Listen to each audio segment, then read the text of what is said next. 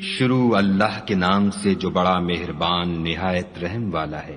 محمد مصطفیٰ صلی اللہ علیہ وآلہ وسلم ترش روح ہوئے اور منہ پھیر بیٹھے کہ ان کے پاس ایک نابینا آیا، اور تم کو کیا خبر شاید وہ پاکیزگی حاصل کرتا یا سوچتا تو سمجھانا اسے فائدہ دیتا۔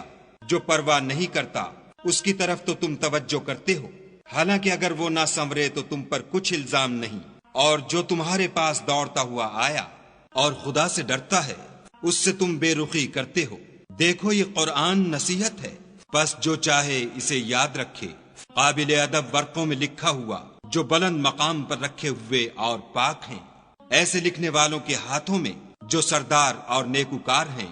انسان ہلاک ہو جائے کیسا ناشکرا ہے۔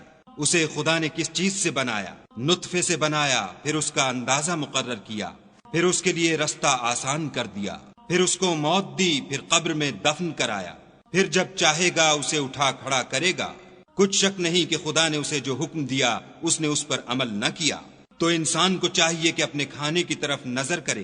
بے شک ہم ہی نے پانی برسایا، پھر ہم ہی نے زمین کو چیرا پھاڑا، پھر ہم ہی نے اس میں اناج اگایا، اور انگور اور ترکاری اور زیتون اور کھجوریں اور گھنے گھنے باغ اور میوے اور چارہ، یہ سب کچھ تمہارے اور تمہارے چار پایوں کے لیے بنایا۔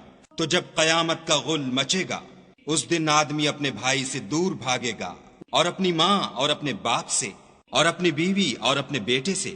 ہر شخص اس روز ایک فکر میں ہوگا جو اسے مصروفیت کے لیے بس کرے گا۔ اور کتنے منہ اس روز چمک رہے ہوں گے، خنداں و شاداں، یہ نیکوکار ہیں۔ اور کتنے منہ ہوں گے جن پر گرد پڑ رہی ہوگی اور سیاہی چڑھ رہی ہوگی، یہ کفار بد کردار ہیں۔